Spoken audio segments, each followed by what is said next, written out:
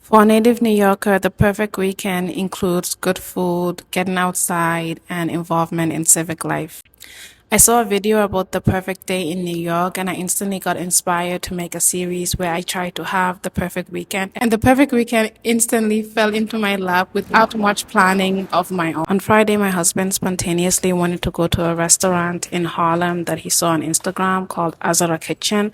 I'll make a whole video about everything we ate at the restaurant, but just know the food was good, as you can see by this completely empty table. For the average native New York family, including mine growing up, this is a rare occurrence. Most working class New Yorkers cannot afford to go to all of these fancy restaurants that you see across TikTok. While we've managed to get into the lower middle class in New York, this is still a rare occurrence for us. On Saturday, we did something that is not as rare, which is go outside. I know nature is not the first thing that comes to mind when people think about New York, but we love to get outside, especially when it's warm. So on Saturday, I told my mom to gather her friends and their kids, and we went to the botanical garden. And we learned, like literally the day before we went, that the grounds of the botanical garden are free for Bronx residents. I could not believe the amount of beauty I was seeing with my own eyes, especially because it's cherry blossom season.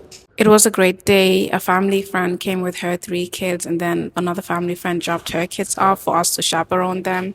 And this is another tenet of native New Yorkers and working class New Yorkers, is taking care of each other. We took the kids out, and in return, she packed us food because native New Yorkers are not spending money at these places. These places are robbing you when it comes to buying food and even water there. We had a water bottle. And then on Sunday, the other thing that fell into my lap was Mamdani's 100-day address, because I am a city worker and we got invited to go to his 100-day address. The energy there was incredible and infectious, and I love being able to witness such hope. I moved back to New York about 8 months ago after not living here full time since I went to college, and I cannot believe my luck to be back in this historic time. So in my opinion, what makes a perfect day or perfect weekend in New York is not what we can consume, but how much we can be involved in our community and how much we can be involved in civic life and to continue to building the city that we want to live in and working towards building a city where those of us who were born here